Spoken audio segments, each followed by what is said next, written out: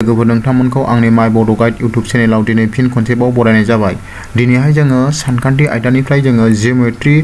पार्टनिफ्राय जोङो मक टेस्ट 2 खौ लानाय जागोन एबा रिभिजन 2 खौ लानाय जागोन। सिगांनि भिडिअआव जोङो मक टेस्ट 1 खौ लाखांबाय। नोंथांमोना जुदि बे मक टेस्ट 1 खौ लायाखैब्ला गाहायनि डिसक्रिप्शनाव थांनानै बे मक टेस्ट 1 खौ नायनानै लानो हागोन। दा जों बे भिडिअआव मक टेस्ट 2 एबा जोङो जिअमेट्रिनिफ्राय जोङो आखान्थि 4 आरो आखान्थि 3 नि सायाव माखासे जाथावना कुइसनफोर बेखौ जों लागोन। बेयाव जोङो टटेल 30 टा MCQ दङ। 30 टा MCQ खौ जों बेयाव लागोन। बिनिनो मोननैया नोंथांमोननि थाखाय होमवर्क जागोन। अब्ला फैदो जों भिडिअखौ फारि फारि जागायलांनोसै।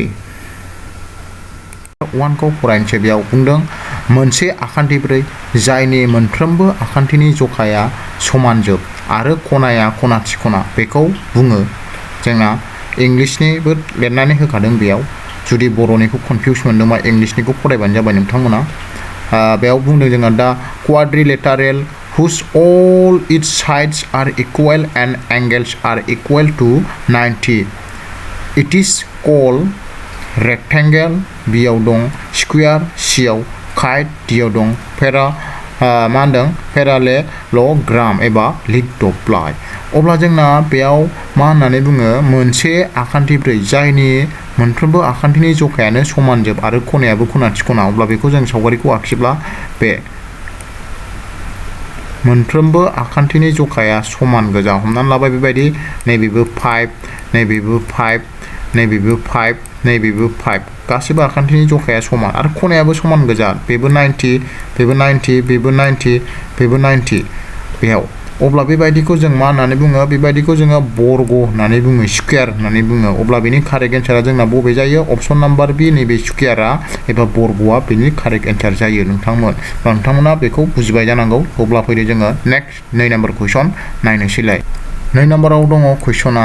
मोनसे आखान्थि 4 नि गासै खनाफोरनि दाजाबगासैया समान जायो। माबायाव दं दा साम of all the angles of a quadrilateral is equal to. होमबा जोंना मोनसे आखान्थि 4 नि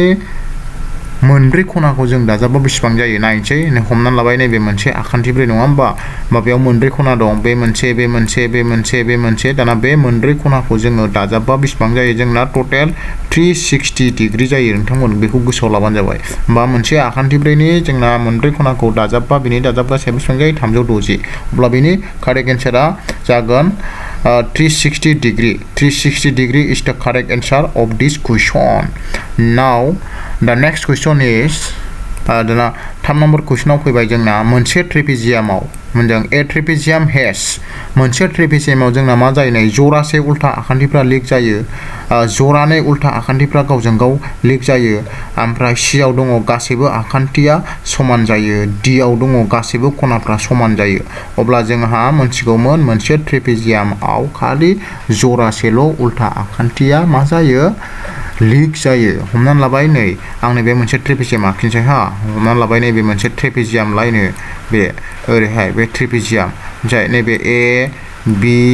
नैबे सि डि बेयो ट्रेपेजियाम। होमबा बेयाव जरासेल' लिक जागोन। नैबे ए डि जों नैबे बि सि जोंल' मा जायो? लिक जायो। मिथिबाय? जरासेल' बेना मा जायो? आखान्थिया गावजों गाव लिक जायो। ओमफ्राय जरासे गुबुना लिक जाया। बेजों नैबेजों लिक नङा। अब्ला बेयाव जोंना जरासेल' लिक जायो नालाय बेयाव अप्शन नाम्बार ए आ बेनि कारेक्ट एन्सार जागोन। जरासे उल्था आखान्थिफ्राल' बेना मा जागोन? लिक जागोन मोनसे ट्रेपेजियामाव। नोंथांमोना बेखौबो गोसोआव लाबानो जाबाय। दाना फैदो जोङो नेक्स्ट कुइसन नायनोसैलाय। 4 नाम्बार कुइसन। एबार 4 नाम्बार कुइसनाव जोंना कुइसना दङ मोनसे रम्बासआ जानो हागौ होननानै बुंदों। ए रम्बास केन बि ए मोनसे रम्बासआ जानो हागौ लिथोप्लाइ। बियाव दङ ट्रेपेजियाम। सिआव दङ बर्ग। अबा डिआव दं सिला। अब्ला बेनि कारेक्ट एन्सारा जायो जोंना मोनसे रम्बासआ जानो हागौ मोनसे बर्ग। नैबेयो बेनि कारेक्ट एन्सार जागोन। अप्शन नाम्बार सिआ बेनि कारेक्ट एन्सार। मानो होनबा जोङो बर्गखौ रम्बासबो बुंनो हायो नङा होमबा? रम्बासनाबो मा जायो? मोनब्रैबो आखान्थिया समान जायो। थिग बिदिनो बर्गनाबोथ' मोनब्रै आखान्थिया गावजों गाव समान जाजोबो। बेखायनो जोङो बुंनो हायो बर्गखौनो रम्बास बुंनो हायो। होमबा मोनसे रम्बासआ जानो हागौ मा? बर्ग। बुजिबाय? होमबा जोंहा बर्गखौनो रम्बासबो बुङो। बे नाथाय रम्बासखौ जोङो बर्ग बुङा। बेखौ गोसोआव लाखा। रम्बासआ माने एसे गेदा गेदि थायो नालाय सिना। नाथाय जोंहा बर्गखौ रम्बास बुङो बे हले एकदम 100% सियरखा हा दाना नेक्स्ट कुइसन दाना नेक्स्टआव फैबाय जोंना मोनसे लिग दब्लायाव उल्था खनाफोरा जायो मोनसे लिग दब्लायनि उल्था खनाफोरा मा जायो गावजों गाव मा जायो समान जायो इकुवेल समान जागोन मिथिबाय नैबे मोनसे लिग दब्लाय नङा होमबा बे मोनसे लिग दब्लाय बेयाव गावजों गाव उल्था खनाया समान नैबे ए खना हमनानै लाबाय नैबे ए हा बे ए नैबे बी नैबे सी नैबे डी होमबा नैबे ए खनाजों नैबे सी खनाजों उल्था खना नालाय बे समान जागोन ओमफ्राय नैबे बी जोंबो नैबे डी जोंबो समान जागोन होमबा बेयाव उल्था खनाफ्रा मा जायो इकुवेल बियो नेक्स्ट कुइसन 6 नाम्बार कुइसनाव दङ मोनसे लिग दब्लायनि खना हांखोफोरा मोनसे लिग दब्लायनि खना हांखोफोरा होननानै बुंदों मा इकुवेल एबा समान बियाव दङ समान नङा सियाव दङ गावजों गाव दानस'लायो ओमफ्राय डियाव दङ मा जेबो सोमोन्दो गैयानो होमबा मोनसे लिग दब्लाय आखिनांगोन जों बेयाव हमनानै लाबाय नैबे मोनसे लिग दब्लाय हा बेयो मोनसे लिग दब्लाय जाबाय बे लिग दब्लायाव मा होनदों मोनसे लिग दब्लायनि खना हांखो आखिबाय आं ओरैहाय मोनसे खना हांखो ओमफ्राय ओरैबो मोनसे खना हांखो अब्ला बिसोरो नैबे मोनसे जायगायाव मा गावजों गाव इन्टारसेक्ट खालामबाय एबा दानस'लायबाय नङा होमबा गावजों गाव बेयाव दानस'लायबाय अब्ला बिनि कारेक्ट एन्सारखौ जों बुजिसिगोन समान ना समान नङा ना गावजों गाव दानस'लायो ना जेबो सोमोन्दो गैया अब्ला बिनि कारेक्ट एन्सारा अपसन नाम्बार सी बाइसेक्ट इच आदार एबा गावजों गाव दानस'लायो एबा दानखावलायो अब्ला बियो बिनि कारेक्ट एन्सार जायो नोंथांमोन दानिया जोङो बेखौ बुजिबाय एबाराव जोङो नेक्स्ट कुइसन 7 नाम्बार नायबावनोसै दाना फैबाय जोंहा 7 नाम्बार कुइसना बेबो खुब इम्पर्टेन्ट कुइसना बुंदों बेयाव मोनसे आयतनि गासैबो खनाफोरा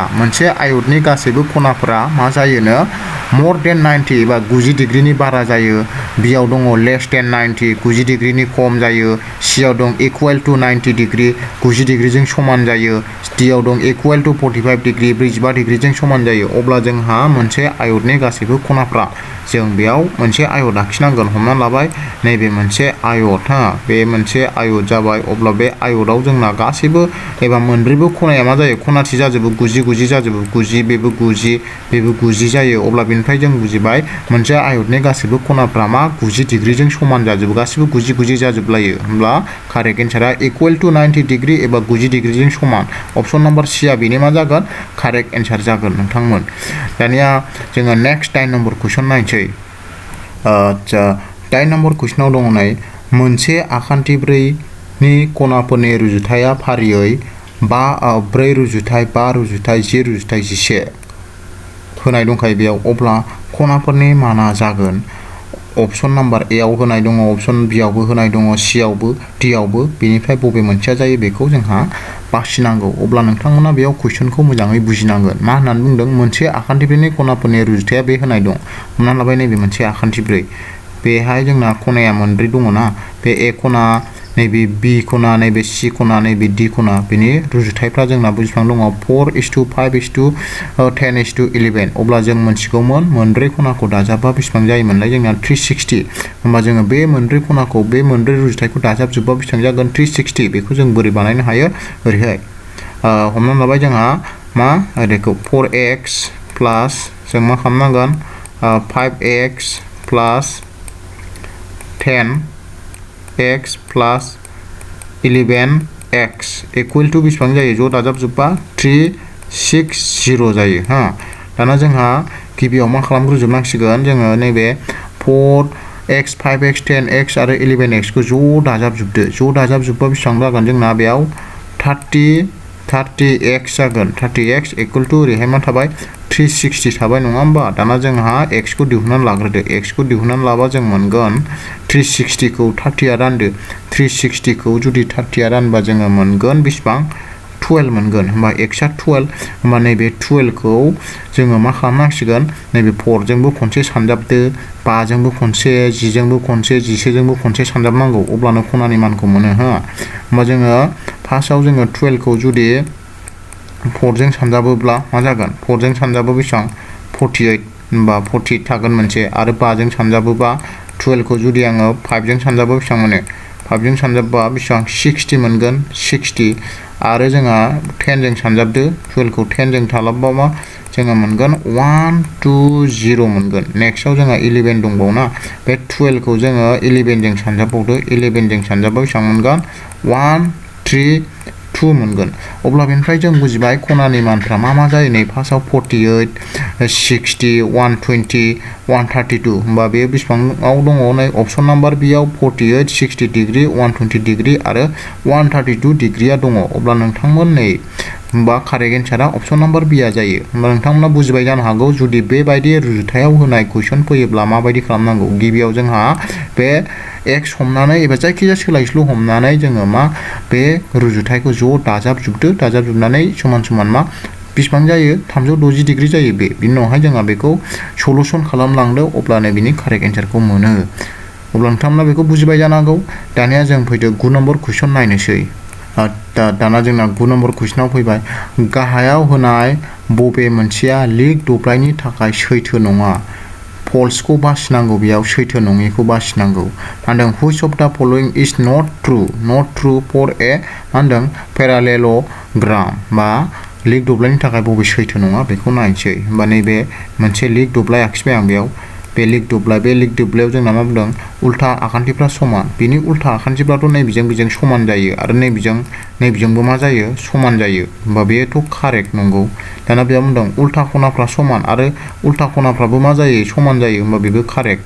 दाना नैबेयाव सिया मा बुंदों उल्था खनाफोरा खना हांखोआव दानस'लायो बे उल्था खनाफ्रा बोरै खना हांखोआव दानस'नांगौ बेथ' दानस'आ बेथ' मिस्टेक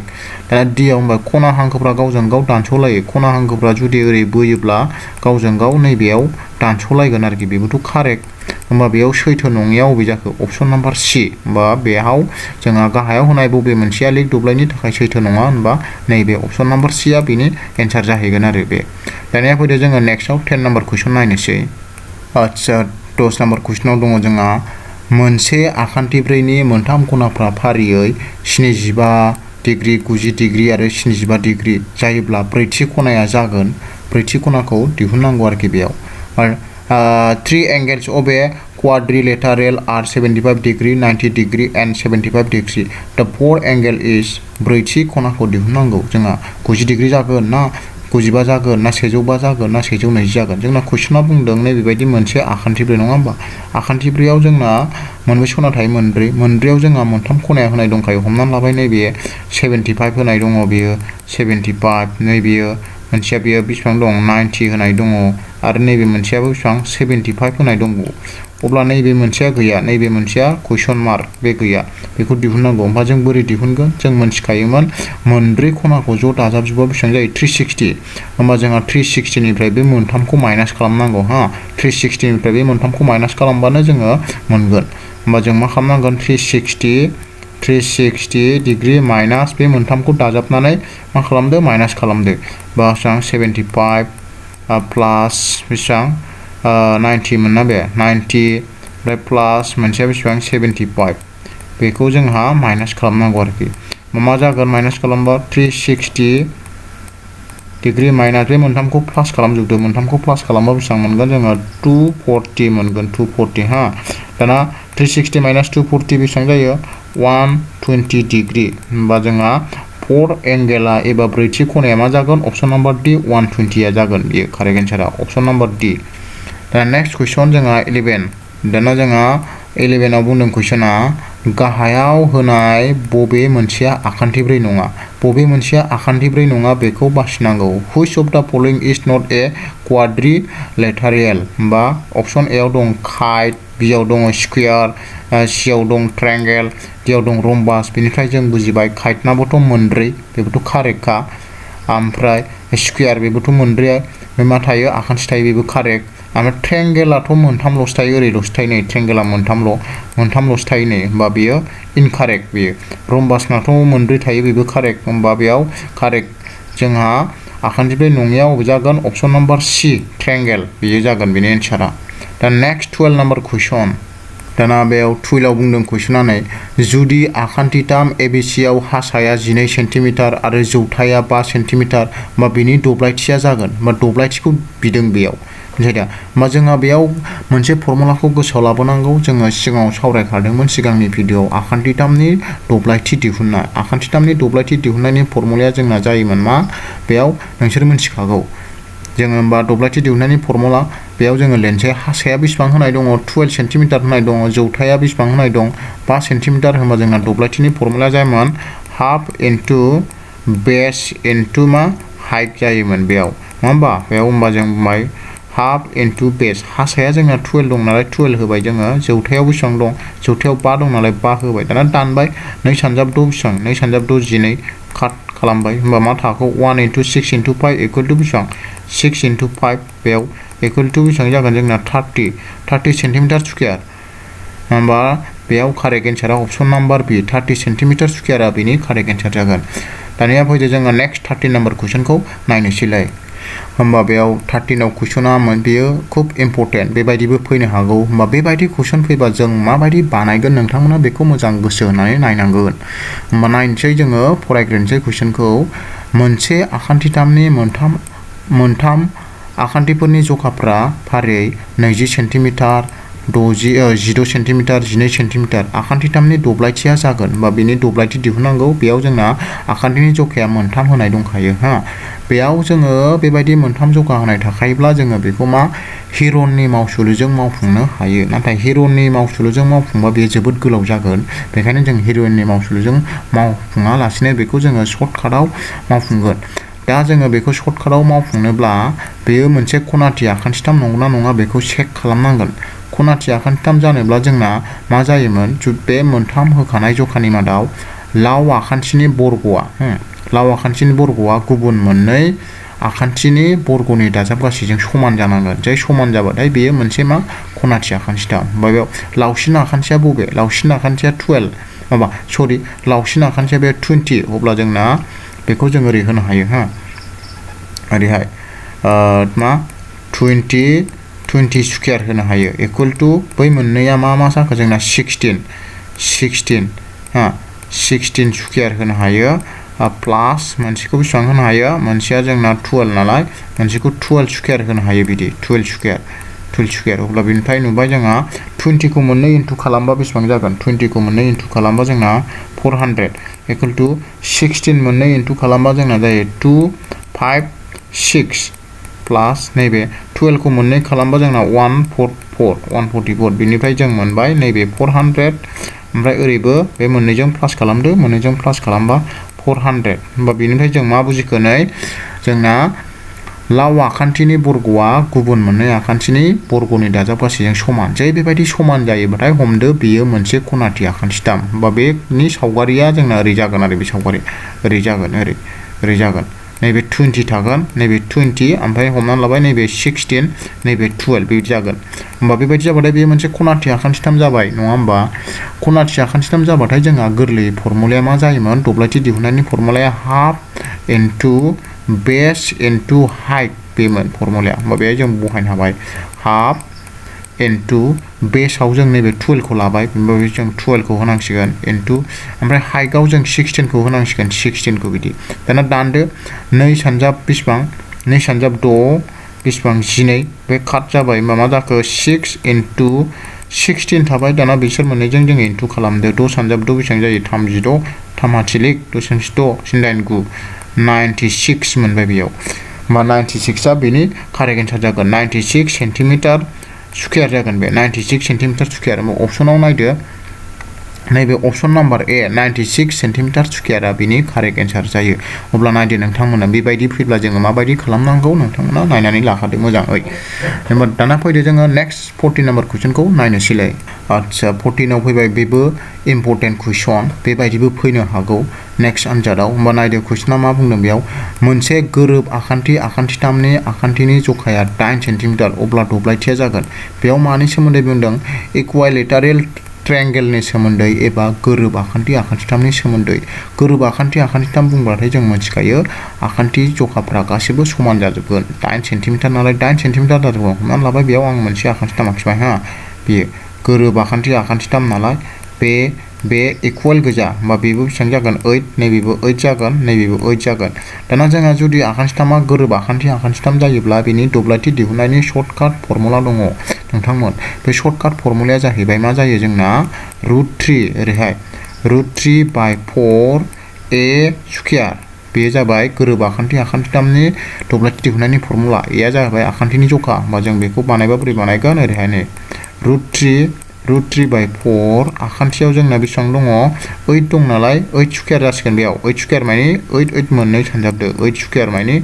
8 दाना दानदो 4 सानजाबनाय होबानो बे दाइना खाथा दानजाबाय बिनि उनाव मा थाखो जोंना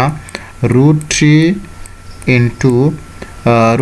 into मा जाबाय 8 into 2 बेसेबां जायो 16 होमबा बिनि कारेक्ट एन्सारा जागोन जोंना 16 बेसेबां √3 होमबा कारेक्ट एन्सारा मा जाबाय जोंना 16√3 जागोन बे 16√3 अपसनाव नायदो अपसन नाम्बार बी नै 16√3 सेन्टिमिटार स्क्वायरा बिनि मा जायो कारेक्ट एन्सार जायो अब्ला नोंथांमोना बेबायदि कुइसन फैबा मा खालामनांगौ जोंहा नैबे फर्मुलाखौ इउज खालामनांगौ बे √3/4 a स्क्वायरखौ बे गोरोब आखान्थिथामाव बे फर्मुलाखौ बाहायो दे दब्लायथि दिहुनोब्ला दाना फैदो जोङो 15 नाम्बार कुइसन नायनोसैलाय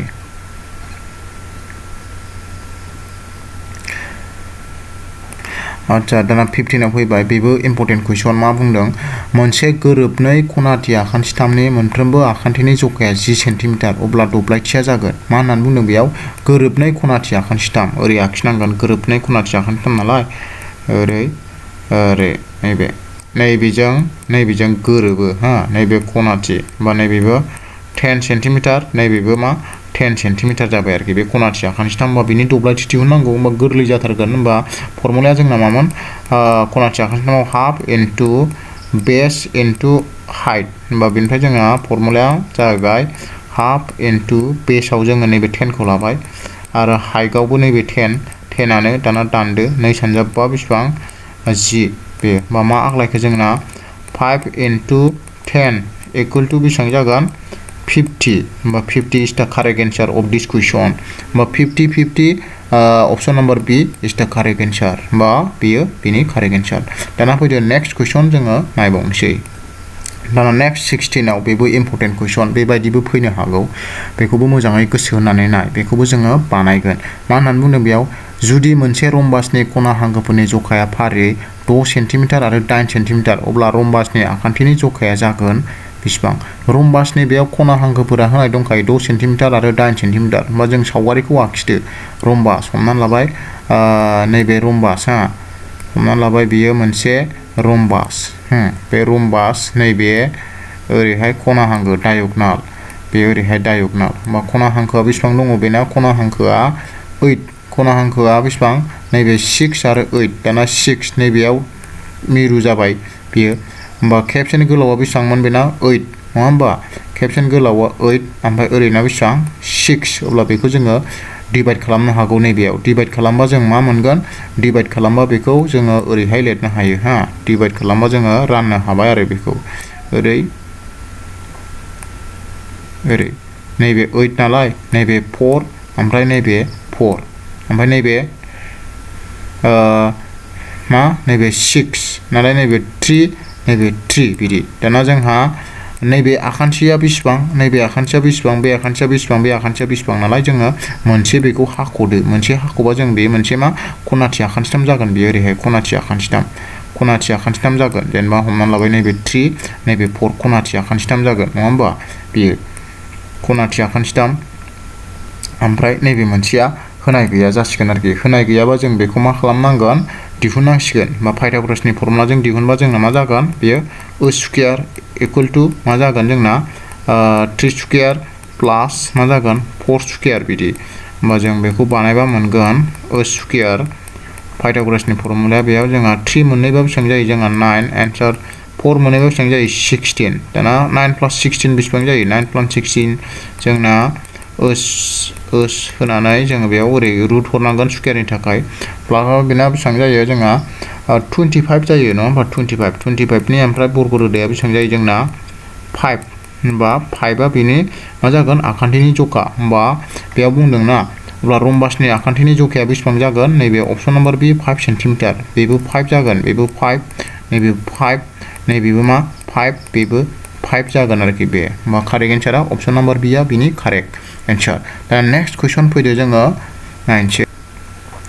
दाना 17 नाम्बार कुइसनाव बुंदों नै मोनसे आखान्थिथामनि खनाफोरनि रुजुथाया फारियै 5:6:25 अब्ला उन्दैसिन खनाया जागोन बा मोनसे मा होननानै बुंदों आखान्थिथामनि खनाफोरनि रुजुथाया होनाय दंखायो 5, 6 and 25 अब्ला उन्दैसिन खना होमबा जों मोनथिगौमोन मोनसे आखान्थिथामनि खनाफोरखौ दाजाबबा जोंना बेसेबां जायो 180 जायोना होमबा बे मोनथामखौ जोङो दाजाबनांगोन बे मोनथामखौ दाजाबबा बेसेबां मोनो 180 नाथाय रुजुथाय दं नालाय जोङो बेखौ मा x जों सानजाबनानै लाजोबनांगोन रुजुथाय होनाय थाबा ओरैहाय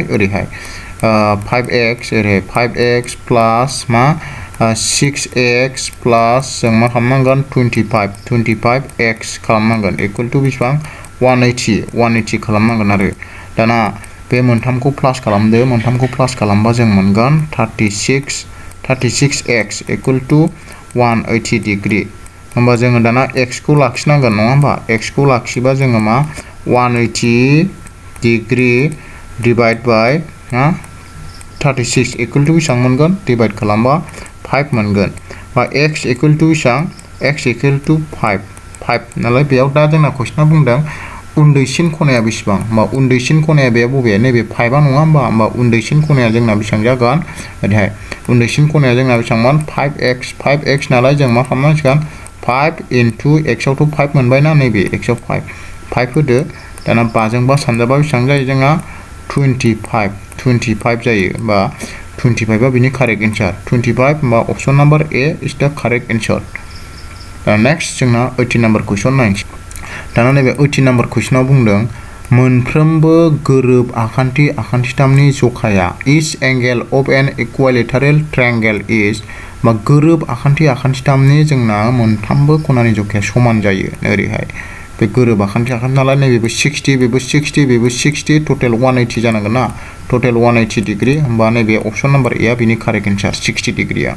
दाना नेक्स्ट कुइसन नायनोसैलाय बेयाव दाना 19 आव कुइसना बुंदों मा जुदि मोनसे आखान्थिथामनि मोनसे खनाया 75 आरो गुबुन मोननै खनानि रुजुथाया 1/2 अब्ला देरसिन खनाया जागोन देरसिन खनाखौ दिहुननांगौ बेयाव बेसेबां जागोन आरो खनायाबो रुजुथाय होनाय दंखायो होमबा सावगारिया ओरै जागोन हमनानै लाबाय नैबे मोनसे आखान्थिथाम नैबेलायनो 75 बेयो बेसेबां 75 बेयो 75 होमबा मोननैया नैबेखौ 1 लाबाय आं रुजुथाय दं नालाय x लाखानांगोन 1x नैबे मा जागोन 2x दाना मोनथामखौ दाजाबजोबा बेसेबां जायो 180 होमबा जों मा खालामनो हायो बेखौ 75 प्लास 1x प्लास मा खालामनो हायो 2x इक्वल टु बेसेबां जायो 180 डिग्री बेयाव होमबा जोंहा मोनथामखौ जोङो प्लास खालामजोबदो जुदि मोनथामखौ प्लास खालामजोबब्ला जों बेसेबां मोनगोन बेयाव मा मोनगोन 75 degree plus 1x 2x equal to बेसेबां 3x इक्वल टु 180 डिग्री मोनगोन दाना बिनिफ्राय जों मा खालामनो हायो नैबे 3x खौ लाखिबा इक्वल टु बेसेबां 180 डिग्रीनिफ्राय जोङो 75 खौ दानख'नांगोन 75 खौ माइनास खालामनांगोन बा 75 खौ माइनास खालामोब्ला जों मा मोनगोन नायनोसै 75 खौ माइनास खालामोब्ला आङो बेखौ ओरै फारसेथिं सोलायनांसिगोन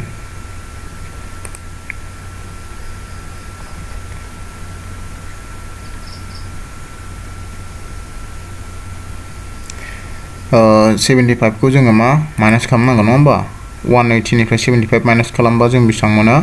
बेखौ आं नैबेयाव लिरबाय 3x इक्वल टु 180 माइनास 75 जोङो मोनगोन 105 दाना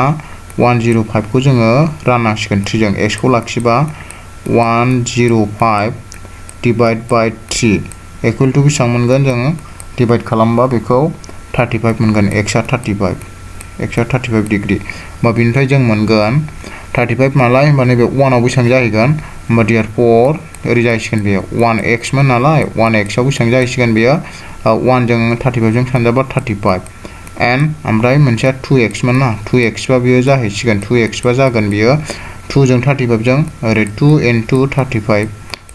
35 मा जागोन बे 70 जागोन होमबा 35 आरो 70 मोनबाय होमबा जोंना खनायाव बेमोन नैबेयो बेसेबां बे 35 ओमफ्राय नैबेयो बेसेबां बेयो 70 बेसेबां 5 नङा होमबा सरि 70 मोन ना 70 होमबा बेनिफ्राय नायदो मोनसे 75 मोनसे 35 मोनसे 70 होमबा बेयाव देरसिन होननानै बुंदों देरसिनबा बबे जागोन नैबे 75 बा बिनि देरसिन होमबा कारेक्ट एन्सार इज अपशन नाम्बार ए 75 डिग्री दाना फैदो जों नेक्स्ट 20 नम्बर कुइसन नायनोसै बेयाव जोंहा 30 नम्बर कुइसना बिदिबो फैयो सम बेबो इम्पर्टेन्ट बेबायदिखौबो मोजाङै नायनांगौ नोंथांमोना बेखौबो मोजां गोसो होनानै नायबानो जाबाय मा बुंदों बेयाव नै मोनसे आयत महर बिबार बारिनि अरथाइ एबा गुवारा बेनि लावथाइनि 6 सेन्टिमिटार एबा 6 मिटार खम जुदि बिबार बारिनि लावथाइया 30 मिटार अब्ला बिबार बारिनि सोरगिदिं सिमा जखाया जागोन बेसेबां कुइसनाव मोजां नायबानो जाबाय मा होनाय दं मोनसे आयत महर बिबार बारिनि अरथाइया बेनि लावथाइनि 6 मिटार खमनो जुदि बिबार बारिनि लावथाइया 30 होमबा जोङो बेयाव मोनसे बिबार बारिखौ आखिबाय जेनेबा नैबे मोनसे बिबार बारि हा नैबे माया होनाय दं बिबार बारिनि लावथाइ नैबे एला होनाय दं लावथाइया एला बेसेबां होनाय दङ एला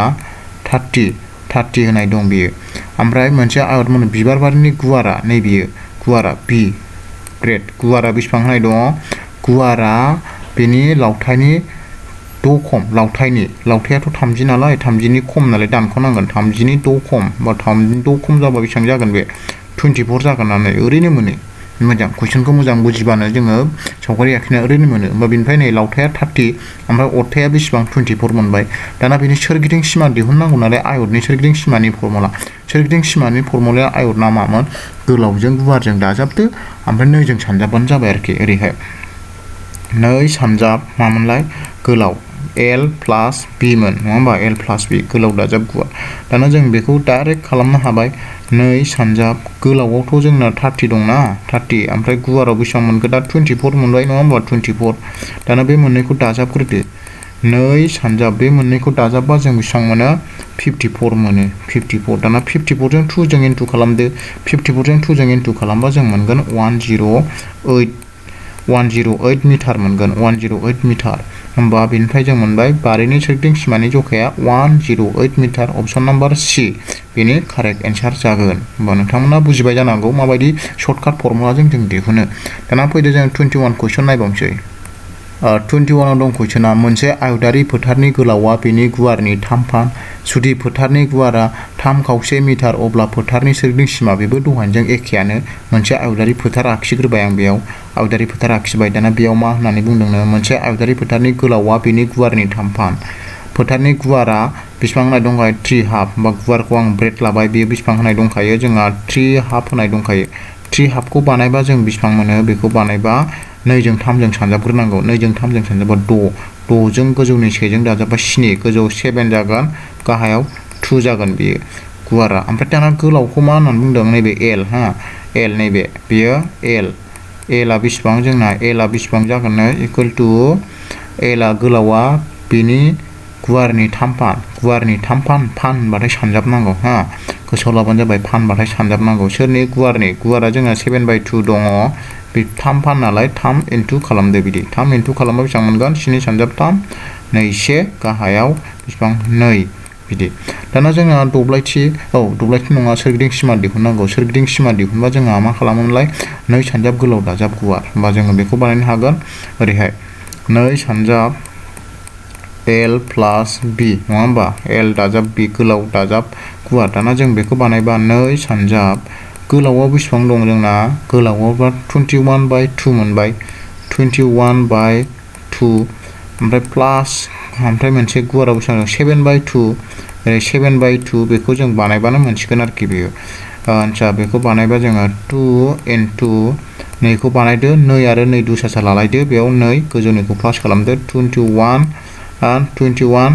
प्लास बेसेबां 7 होनबा जों मा खालामगोन बेखौ ओरै ब्रेकेट दाना नैबे 2 केन्सेल मा खालामगोन नै 21 + 7 इकुवेल टु बेसेबां जायो जोंना 28 होनबा 20 दा बेनि कारेक्ट एन्सार जागोन 28 दंना गैया नैबे अप्शन नाम्बार बी 28 मिटारा बेनि कारेक्ट एन्सार होनबा नोंथांमोना बे फर्मुलाखौ गोसोआव लानांगोन हा गोलाव बेखौ 2 सानजाब गोलाव दाजाब गुवार बेखौ सोरगिदिं सिमाया दाना नेक्स्ट कुइसन नायबावनोसै जों 22 नम्बर कुइसन दाना बेयावबो फैबाय जोंहा 22 नम्बर कुइसनाव बुंदोंनै मोनसे खनाथि आखान्थिथामनि मोननै खनानि रुजुथाया 2:3 जायोब्ला खना मोननैनि माना जागोन खना मोननैनि मानखौ दिहुननांगौ जोंना नैबे मोनसे खनाथि आखान्थिथाम हा बे खनाथि आखान्थिथाम जाबाय बे खनाथि आखान्थिथामाव नैबे 90 जाखाबाय बियो दा नैबे मोनसेया 2:3 नालाय नैबेखौ आङो 2x हमनांसिगोन नैबेखौ मा हमनांसिगोन 3x होमबा नैबे 2x माइनि बेसेबां जागोन दिहुननांगौ 3x माइनि दायो बेसेबां जागोन बेखौ दिहुननांगौ दा जोंहा मोनथामबो खनानि जखाखौ दाजाबबा जोङो मा जायोमोन जोंना 180 होमबा जोङो मा मोनगोन बेयाव 90 प्लस 2x प्लस मा 3x बेसेबां मोनगोन जोंहा इक्वल टु 180 डिग्री मोनगोन दा जों मा खालामनांगोन बेखौ 2x जों 3x जों दाजाबा जोंना 5x जाबाय नङा होमबा ओमफ्राय 90 खौ ओरै समान बारहोबा 180 निफ्राय 90 खौ ओरै दानख'नांसिगोन बियो मिथिबाय बेनिफ्राय जों मा मोनसिगोन जुदि आङो 5x खौ ओरै लिरो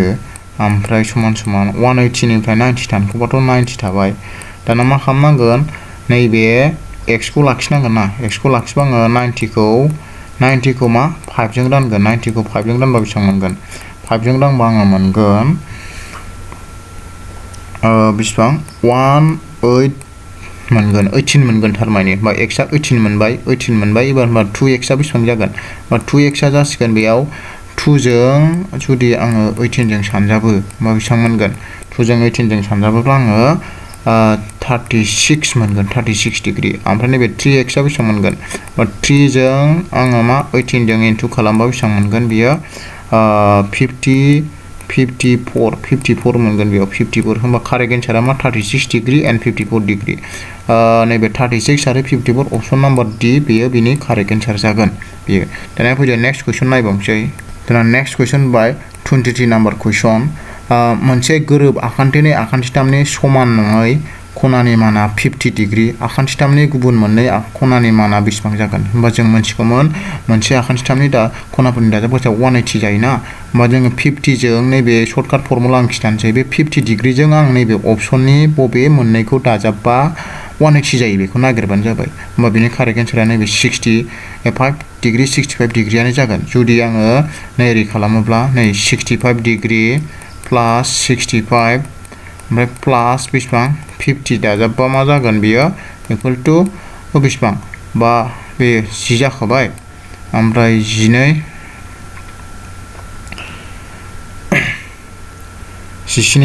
180 जागोन ना बियो नै होमबा कारेक्ट एन्सारा बे अपसन नाम्बार D आनो जागोन बिना दा नेक्स्ट कुइसन 24 नाम्बार कुइसन नायनोसै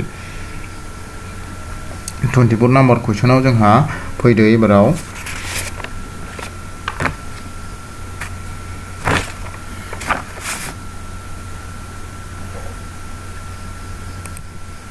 कुइसनाव बुंदों लिग दब्लाय मोनसेनि खनाफोरा समान जखानि जायोब्ला लिग दब्लाया जागोन लिग दब्लाय मोनसेनि खनाफोरा समान जाजोबब्ला मा जागोन बेयाव बर्ग ना रम्बास ना ट्रिपेजियाम ना आयत होमबा मा जागोन हमनानै लाबाय नैबे मोनसे लिग बेनि खनाफोरनि माना समाननो हमनानै लाबाय बेबो 90 बेबो 90 बेबो 90 बेबो 90 90 जाजोब्बाय नालाय होमब्ला बेयो मोनसे आयत दब्लाय जाबाय आरोखि नैबे अपसन नाम्बार D आ बिनि कारेक्ट एन्सार जागोन दा नेक्स्ट कुइसन दानाव मा होनदों नैबे 25 नाम्बार कुइसनाव मोनसे बर्गनि सोरगिदिं सिमाया 24 सेन्टिमिटार जायोब्ला बर्गनि दब्लायथिया बेसेबां जागोन सोरगिदिं सिमाया बेसेबां होनाय दङ 24 होमबा बर्गनि सोरगिदिं सिमानि फर्मुलाया जोंना मा जायोमोनलाय 4a जायोमोन 4 into a 4 सानजाब मोनसे आखान्थिनि जखा बेयो बेसेबां होनाय दंखायो 24 सेन्टिमिटार होनाय दंखायो होमबा जोङो आखान्थिखौ दिहुननानै लाग्रोनांगोन a खौ दिहुनबा जोङो a खौ लाखिबा 24 खौ मा नैबे 4 जों डिभाइड खालामदो बेसेबां मोनखो 6 मोनबाय आखान्थिनि जखाया बेसेबां मोनखो 6 नैबेबायदि मोनसे बर्ग बे मोनसे बर्ग बेबो 6 बेबो 6 बेबो 6 बेबो 6 जाजोब्बाय होमबा आखान्थिनि जखाया बर्गनि दब्लायथि दिहुननांगौ दाना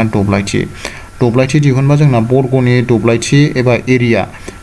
एरियाया मामोनलाय बर्गनि दब्लायथि एरिया a into a आखान्थि सानजाब आखान्थि होमबा बेहाय जोंना फर्मुलाया जागोन मा 6 into 6 होमबा मा जागोन इक्वल टु 6 into 6 36 होमबा 36 आ बिनि कारेक्ट एन्सार होमबा बेयाव अबे जागोन अपसन नाम्बार D 36 सेन्टिमिटार स्क्वायर इज द correct answer of this question now द नेक्स्ट क्वेश्चन इज 26 नाम्बार क्वेश्चन 26 आव कुइसना बुंदों बेयाव नै गंसे आयत महर बिबार बारिनि लावथाइ आरो अरथाइनि रुजुथाया जाबाय 3:2 लावथाइ आरो अरथाइनि रुजुथाया 3:2 जुदि बिबार बारिनि लावथाया 50 मिटार जायोब्ला बिनि अरथाइया बेसेबां बाव आं अरथाइखौ x हमबाय बा रुजुथाया मा जायो नै 150 माने लावथाइजों अरथाइजों 1:50:x अरथाइजों रुजुबा बेसेबां जायोनो बिनि दुइसिन महर रुजुथाया 3:2 बेखौ बेबायदि सर्टकाट फर्मजों बानायनांगौ। दाना बेहाय जों मोनबाय 150 ओरै गोजौ थाबाय x आ ओरै गाहायाव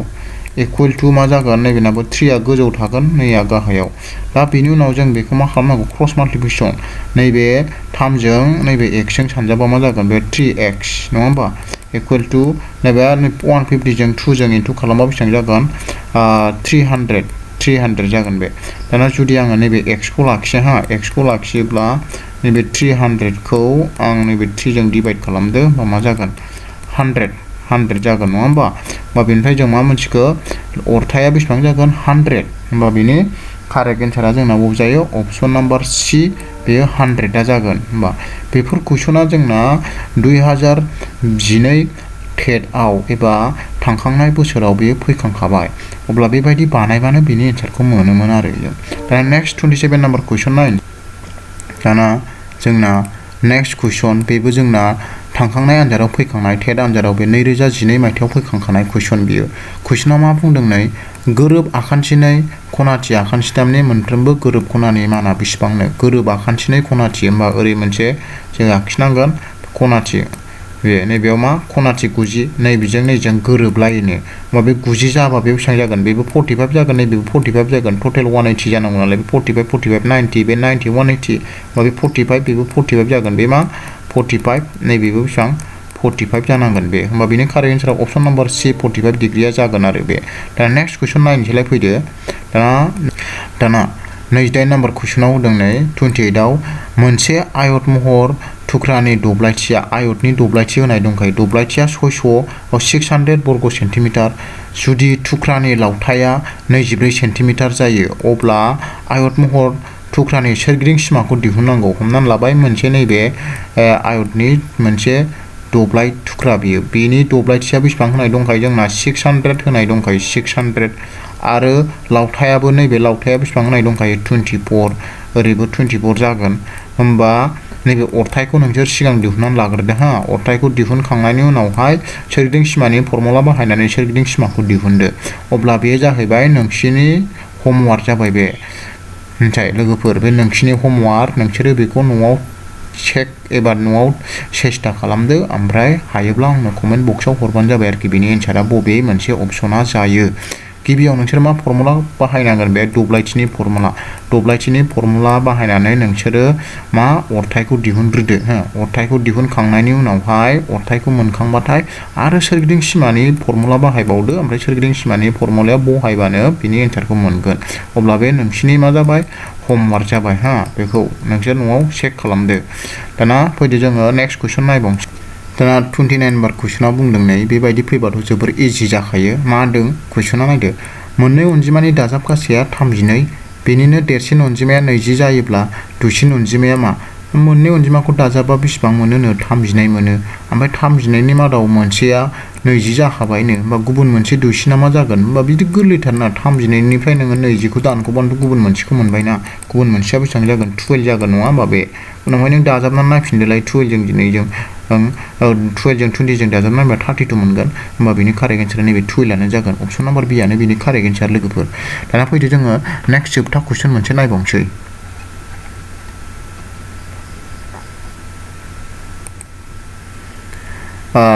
30 नाम्बार कुइसनाव बुंदों मोनसे आयतनि लावथाया अरथायनि 2 फाननै लावथाया मा जायोनो लावथाया अरथायनि 2 फान जायो बा जुदि अरथाया 200 सेन्टिमिटार अब्ला आयतनि सोरगिदिं सिमाखौ दिहुननांगोन अब्ला बेबो नोंसिनि मा जाबाय हमवार्क जालायबाय बेबो बे हमवार्कखौ नोंथांमोना नायदो। होमबा आङो एसे बुजायनानै होखानोसै कुइसनखौ आं मोनसे बेयाव सावगारि एबा आयत दब्लायखौ आखिखानोसै बेयाव आङो नै आखिबाय बे जाहैबाय मोनसे आयत बेयाव जोंना कुइसना बुंनाय दङ मोनसे आयतनि लावथाया अरथायनि 2 फाननो अरथाया बेसेबां होनाय दं 20 अरथायखौ आं बि हमबाय बिया बेसेबां होनाय दंखायो बिया 20 होनाय दंखायो बिया 20 दङ अब्ला लावथाया मा जागोन लावथाया अरथायनि 2 फाननो लावथायखौ आं एल हमबाय नालाय एलआ मा जागोन अरथायनि 2 फान मानि सानजाबनांगौ अरथायनि 2 फान नालाय अरथायजों 20 जों आङो 2 सानजाबदो होमबा बेसेबां जागोन 20 जों 2 सानजाबा इकुवेल टु बेसेबां 40 मोनगोन आरोखि अब्ला नोंथांमोन बुजिबाय नै नोंथांमोना मा बुजिखो लावथाया 40 मोनबाय ओमफ्राय अरथाया 20 मोनबाय हा दाना नोंसोर मा दिहुनदो आयतनि सोरगिदिं सिमा दिहुनदो सोरगिदिं सिमानि फर्मुला बाहायनानै बहायनानै बेखौ बानायबानो बिनि एन्सारखौ मोनसिगोन आरोखि अब्ला बेबो नोंसिनि होमवर्क नोंथांमोना बानायनानै बेखौ कमेन्ट बक्सआव बेनि एन्सारखौ खिथाहरबानो जाबाय नोंसोर बेनि दब्लायथिखौ दिहुनदो आरो मिथिबाय